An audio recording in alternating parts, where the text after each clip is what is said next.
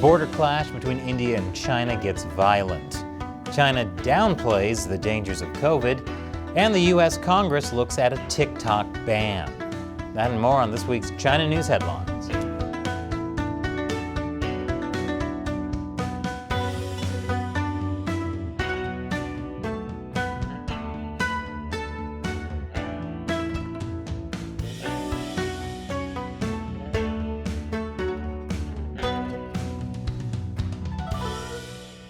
Welcome to China Uncensored. I'm Chris Chappell.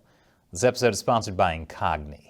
You probably know the companies are collecting your personal data, but you may not realize just how many. Dozens, maybe hundreds, most of which you've never heard of. You have no idea what they're doing with it. Incogni helps stop them. I'll explain more at the end. There was another clash last week between India and Chinese troops at the disputed border between the two countries. It happened here at Tawang in the Indian state of Arunachal Pradesh. It's along this border known as the Line of Actual Control. Tawang is a politically sensitive location. Although India has controlled this area since the 1950s, China still claims it. It's on the border with Tibet. Tawang is the site of the largest Buddhist monastery in India. It's the birthplace of a past Dalai Lama. And in 1959, the current Dalai Lama fled through Tawang to get out of China. In fact, every time the Dalai Lama visits Tawang, like he did in 2017, the Chinese Communist Party gets upset about it. Although, to be fair, the CCP gets upset anytime the Dalai Lama does anything. The Dalai Lama ate pizza? Clearly, this Tibetan splitist is undermining China-Italy ties. So what happened during the border clash at Tawang? Indian and Chinese troops apparently used fists, clubs, and stun guns, and soldiers were injured on both sides. India's defense minister said Chinese troops encroached into Indian territory and unilaterally tried to change the status quo, while the Chinese military said the Chinese side was doing a routine patrol, and it was the Indian army who had illegally crossed the line. And Chinese state-run media started accusing India of harming ties with its border adventurism. You gotta hand it to the Chinese Communist Party. This is a classic move. Accuse the other side of doing what you're actually doing. Because it's China that keeps building more infrastructure along the disputed border with India, like bridges and highways, not to mention a new permanent military post along the border. And it's no wonder India is concerned about the Chinese Communist Party unilaterally changing the status quo, when the party is pretty much already doing that in neighboring Nepal, by slowly claiming and occupying more and more territory across the border. But sure, it's India's border adventurism that's the problem here. And now to the aftermath of a different type of CCP attack. 6 Chinese diplomats from the consulate in Manchester have left the UK. They were all involved in attacking a Hong Kong protester outside the consulate. Officials were recalled by China, not kicked out by the UK. This was after the UK government told China these officials needed to waive their right to diplomatic immunity so the Manchester police could question them. One of the officials was Consul General Zheng Xiyuan, who personally pulled the hair of the protester and defended himself by saying this. I don't attack anybody. I'm the peacefully. That's not true though, is it, Consul General? You pulled the man's hair. Yeah, the man is because he's abused my country, my leader. I think it's my duty. To pull his hair? Yeah, I think it's any diplomats, if faced to such kind of the behavior. That just sums up the CCP. I'm pulling your hair because it's my duty. Up next, why China's COVID data is even more meaningless than before. Welcome back. As the Chinese Communist Party continues to back off from their zero COVID policy, China is now no longer going to record asymptomatic COVID cases. This isn't a surprise because the public mass testing system has basically collapsed. But for some reason, authorities plan to still release highly inaccurate numbers for how many people have symptomatic COVID. Even the New York Times now says that China's COVID data is meaningless, after believing it for years. People have been told to stay at home and test themselves instead of going to public testing sites. So there's no way the official numbers show how many people in China actually have COVID. And that's the way the Communist Party wants it. You see, the party knows there's going to be a big COVID spike. but they don't want people to panic and then blame the party. So the propaganda is all about how everything is under control. State-run media have gone from talking about how long COVID is devastating the West to running articles where China's top respiratory disease expert says the Omicron variant should just be called a coronavirus cold. See, everything's under control. This week, the People's Daily published an official editorial about how great the Chinese Communist Party has done in protecting the Chinese people over the last 3 years. With gems like this. Practice has fully proved that the Chinese Communist Party has an incomparably strong leadership and is the most reliable backbone of the Chinese people when storms strike. Protests calling for the CCP to step down? What protests? The people love the party. The point is, as long as the people unite more closely around the party and Comrade Xi Jinping, victory will ultimately belong to the heroic Chinese people. I'm sure that the Chinese people feel victorious now that COVID is ripping through the ranks of medical staff and people are afraid to leave their homes in Beijing, while the city is hit with food and medicine shortages. Remember, the Communist Party has everything under control. Meanwhile, a World Health Organization official says China's current COVID spike isn't because authorities lifted COVID restrictions.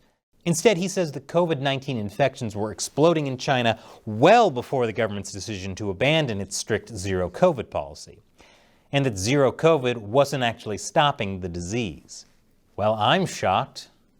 Is it possible that the Chinese Communist Party saw the writing on the wall, knew cases were about to explode, and instead of admitting zero COVID was failing, decided to suddenly dismantle their policies so something else could be blamed for the huge COVID wave? Something like, say, anti-CCP protesters who wanted to lift COVID restrictions? And after the break, it's been a rough week for TikTok. Welcome back. This week, the governor of Iowa banned the TikTok app from state-owned devices. North Dakota's governor did something similar, and so did Alabama and Utah. New York is considering doing the same. This is all because of spying concerns, since TikTok's parent company, ByteDance, is Chinese. Last month, FBI Director Christopher Wray warned that the Chinese government could use TikTok to control data collection on U.S. users or use the app for influence operations. So far, all these actions have been taken by state governments. But this week, the U.S. Senate also passed a bill barring federal employees from using TikTok on their government-owned devices. And that's not all. It's easiest for the U.S. government to ban TikTok from government devices. But now, a bipartisan group of lawmakers has introduced a bill to completely ban TikTok in the U.S. The bill is called the Averting the National Threat of Internet Surveillance, Oppressive Censorship and Influence, and Algorithmic Learning by the Chinese Communist Party Act, also known as the Anti-Social CCP Act. You know, I make fun of Congress a lot for all their absurd acronyms, but I gotta say, that one's actually pretty good. Still absurd, but pretty good. The bill would block and prohibit all transactions from TikTok and ByteDance in the U.S. It would also ban other social media companies with more than 1 million users that are located in or under the substantial influence of China, Russia, Iran, North Korea, Cuba, or Venezuela from operating in the U.S. Although I have to say I'm not as worried about North Korean social media. Their most popular app never really caught on in the U.S. It's called Food Finder. In related news, the U.S. is cracking down on more Chinese companies over security concerns. One of the companies is YMTC, a major Chinese chip maker, which was in talks to supply Apple. These companies were put on the entity list, which makes it hard for them to access U.S. technology. And 23 other companies, including companies supplying the Chinese and Russian militaries with advanced chips used for artificial intelligence, were hit with harsher restrictions.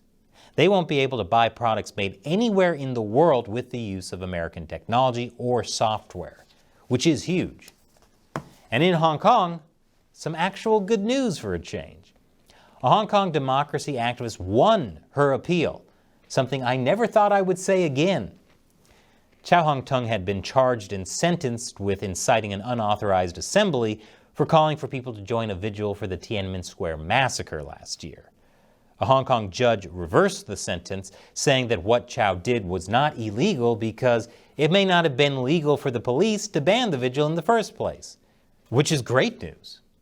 However, Chow is still in custody because she's still facing 2 more charges under the national security law. I mean, it's still Hong Kong. And finally today, speaking of justice, the FBI has arrested a Chinese citizen for stalking a Chinese democracy activist. Xiaolei Wu is a student at the Berklee College of Music in Boston. He was charged with stalking for threatening a woman who was posting flyers on campus calling for freedom and democracy in China. According to the U.S. Attorney's Office, beginning in late October, Wu made a series of communications via WeChat, email, and Instagram directed towards the victim who posted the flyer. Among other things, Wu allegedly said, "Post more, I will chop your bastard hands off." The Chinese Communist Party encourages this kind of behavior. They want Chinese people overseas to feel scared of speaking out against the party. Speaking of scaring people, Wu also tried to find out where the activist lived and publicly posted her email address so that others could abuse her online. According to the FBI, Wu also reported the activist's support for democracy to Chinese police so they would investigate her and her family. Wu has now appeared in court, but it's unclear whether he's entered a plea. If convicted, he could face up to 5 years in prison. Or they could just deport him to China, where all the negative publicity he's gotten won't get him in any trouble at all with the Chinese authorities. And this episode has been sponsored by Incogni. Whenever you do anything online, there's a huge number of companies that collect your personal data. Your name, your email, your home address, your credit card info, and lots more. That's why I signed up for Incogni. When I signed up in February this year, I discovered there were dozens of data brokers that potentially had my private information. And that means companies are buying and selling my personal info. That makes it easier for companies and governments to track me. And even worse, because that data is now out there, it can be hacked. Data breaches have been on the rise this year, which means my personal information is at risk now more than ever. Fortunately, Incogni has been forcing these companies to delete my data. As of today, Incogni has already gotten my details removed from 79 of these data brokers, with a lot more in progress. And I didn't actually have to do anything after signing up. Incogni just handles it. So seriously, get Incogni for yourself. Click the link below or go to incogni.com/uncensored. The first 100 people to use the code uncensored will get 20% off. Get your personal data off the market with Incogni. Once again, I'm Chris Chappell. Thanks for watching China Uncensored.